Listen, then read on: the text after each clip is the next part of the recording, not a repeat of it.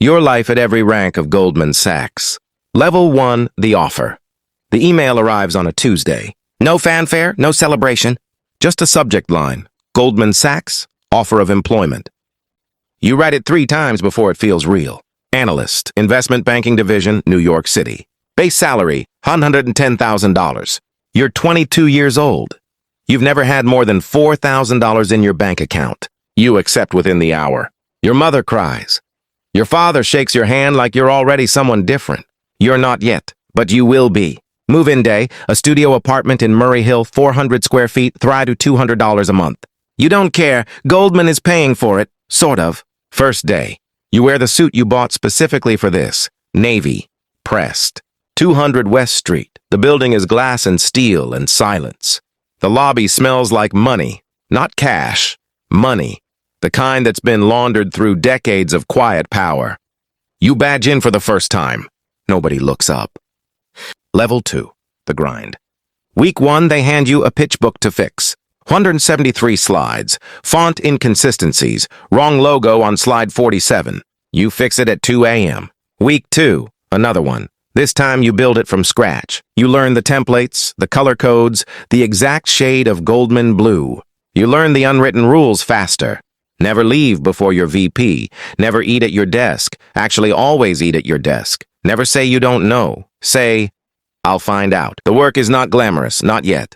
You're running models you don't fully understand. Pulling comps from databases at midnight. Formatting tables that a managing director will glance at for 4 seconds. But you do it perfectly, every time. Your phone never goes off. Your phone never goes quiet. 2 a.m. on a Wednesday. Your VP texts. Can you rerun the DCF with 7.5% WACC instead of 8? You're already in bed. You get up, you rerun it.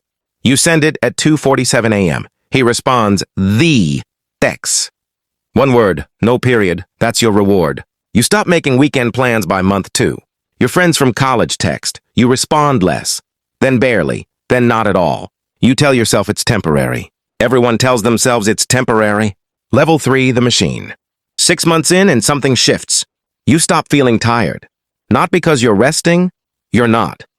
You just stop feeling it. You're billing 100-hour weeks. You don't count anymore. Counting makes it worse. But you're getting good. Dangerously good. You can build a leveraged buyout model faster than analysts twice your age. You can read a 10K and find the 3 numbers that actually matter. You can anticipate what the VP wants before he asks. He notices. Good work on the Meridian deck. That's it. 4 words. You float for 3 days. Bonuses come in December. Your number, $70,000. After tax, around $42,000. You stare at the deposit notification in your banking app. Then you go back to work. There's a pitch in the morning. By month 8, you've been on 2 live deals, real transactions, real companies, real money moving. The first deal closes, $2.4 billion acquisition. Your name is nowhere on the press release, but you built the model. You know every number in that deal. You lived inside those spreadsheets for 11 weeks. That night, the team goes to a steakhouse in Midtown. Someone orders a $900 bottle of wine without checking the price. You watch it like you're observing a different species. You want to be that species. Level 4, associate. 2 years pass, business school application, Wharton, Harvard, Booth. Goldman sponsors you, partially. You get into Wharton. 2 years away. You think it'll feel like freedom. It doesn't. It feels like waiting. You come back as an associate. Title change, salary jump. $175,000 base, plus bonus. You're 26. You're making more money than your parents combined. But now the expectation shifts. You're not just executing anymore, you're thinking. You're in client meetings now. Sitting in the room where it actually happens. First meeting. A CEO of a $4 billion industrial company. He's 58. He built that company with his hands. He wants to sell. You sit across from him in a conference room on the 40th floor, and you help him think about what his life's work is worth. You don't flinch. You've trained for this. You start managing analysts below you. Kids just like you were. You see yourself in them. The hunger, the fear, the performance of confidence. You push them. Hard, because that's what was done to you. Because it worked. The deals get bigger. The clients get more powerful. The stakes get quieter, but higher. Level 5, Vice President. You are 30 years old. VP, 3 letters that mean everything inside this building. You're running deals now, actually running them. The MDs bring you in early. You manage the process, the timelines, the junior team, the client relationship.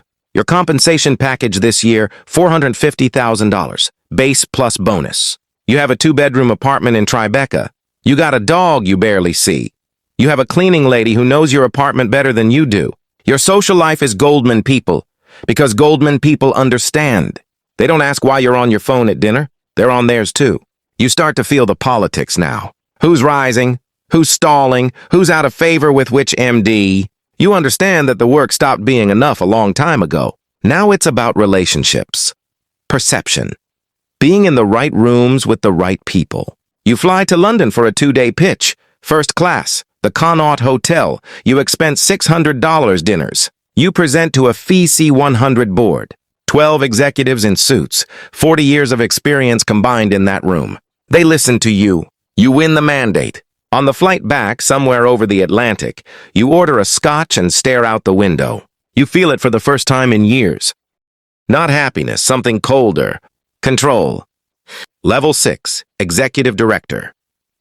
The system is clear to you now. Every deal, every relationship, every lunch that costs $400 and gets expensed under client development. You know how the machine works because you are the machine. Executive Director, the holding pattern before the top. Your network is your currency. Your phone contacts read like a Forbes list. CEOs, CFOs, private equity partners, hedge fund managers. You call them by first name, they call you back. You're managing a team of 12, VPs, associates, analysts. You know which ones will make it, you know which ones won't. You don't tell them. That's not how this works. This year's deal, a cross-border merger, 2 global companies, $14 billion transaction. You're the lead banker on the Goldman side. It takes 18 months. You miss your sister's wedding. Not completely. You fly in, give a toast, fly back out. 6 hours total. She understands. Or she says she does. The deal closes. Front page of the Financial Times.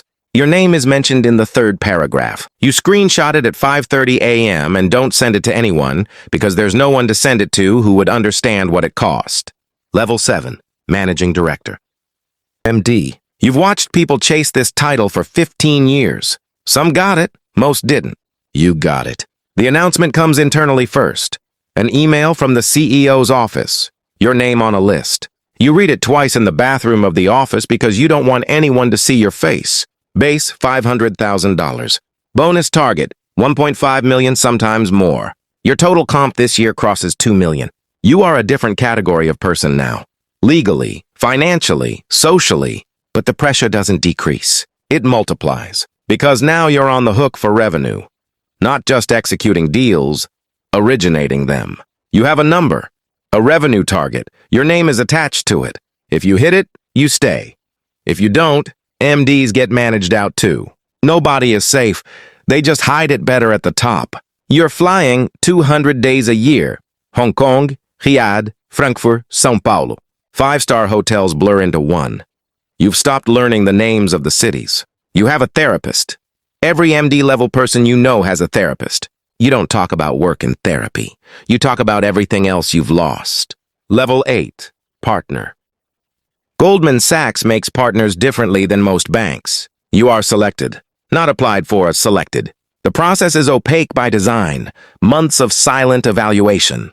And then, you're in. Partner. A title that comes with equity. With a seat at a different table. Your net worth crosses 8 figures. You have a house in Greenwich, Connecticut. Another in Palm Beach. You have a driver. Not a car service, a driver. Someone who knows your schedule better than your family does. Your children go to schools where the alumni directory reads like a geopolitical map. You attend a private dinner in Midtown. 12 people, 3 senators, 2 central bank governors, the CEO of a sovereign wealth fund. You are one of 12. You belong here, but something is different now. The deals are no longer just business. At this level, finance and policy and power are the same thing. Decisions made in rooms like this one restructure economies, shift capital across borders, move markets. You are not just advising on transactions anymore. You are part of the architecture, and you feel the weight of that for the first time. Level 9, the cost. It's a Thursday morning in October. You're 47 years old. Your daughter is at Brown. You visited once, during move-in, for 4 hours. Your son doesn't call. Not out of malice, out of distance. A distance that grew so slowly you didn't notice until it was geography. Your marriage ended 3 years ago. Amicably, everyone said. Amicably is what happens when two people run out of reasons to fight. You're sitting in your Greenwich kitchen at 6:12 a.m. The coffee is automatic. The house is quiet. You have $28 million in liquid assets, equity stakes worth considerably more. Your calendar today, a 7:30 a.m. call with Tokyo, a 10 a.m. board meeting, a 1 p.m. lunch with a sovereign wealth fund, a 4 p.m. internal review. A car arrives at 6:45. You pick up your bag, your phone, your second phone.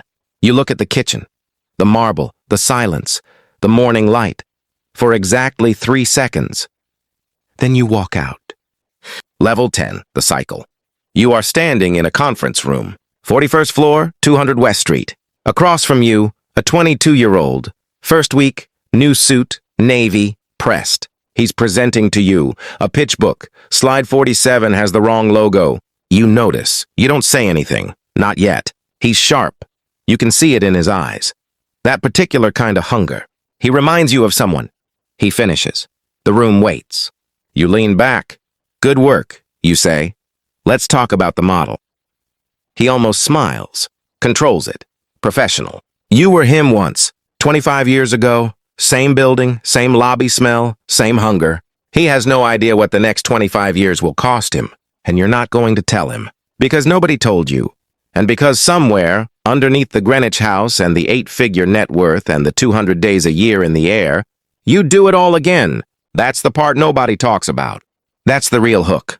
Not the money. Not the power. The fact that once the machine has you, you stop wanting out. Subscribe, you already know why.